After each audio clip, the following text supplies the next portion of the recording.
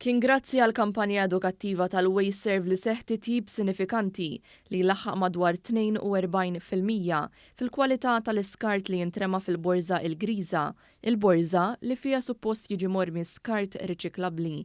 Din il-kampanja kienet imnebħa mill-fatt li 35% tal-iskart li kienet jintrema fil-borża l-Griża kien skart mhux riċiklabbli. Wara li ntemmet din il-kampanja edukattiva, din iċ-ċifra naqset għal ftit inqas minn 20% li ma tnaqqis huwa ekwivalenti għal aktar minn 270 karozza tal-linja.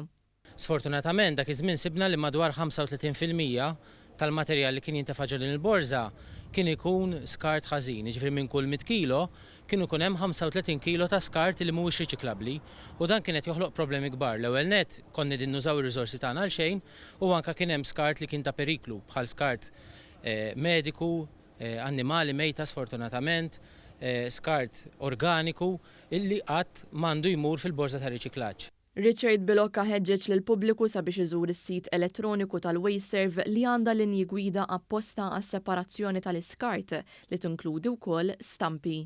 Minħa tagħha l-Ministru responsabbli mill-Ambjent Mirjam Dalli spjegat li dan it-tnaqqis inkoraġġanti huwa kisba notevoli li se jkompli jgħin lil pajjiżna jilħaq miri ġodda.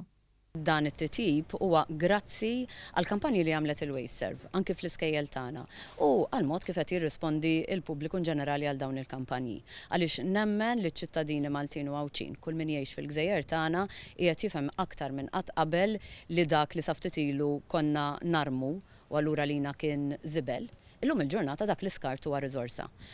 Dan it-titjib se jippermetti lil Wayserve taqbeż ċifri rekord li kienu nkisbu fl-2021.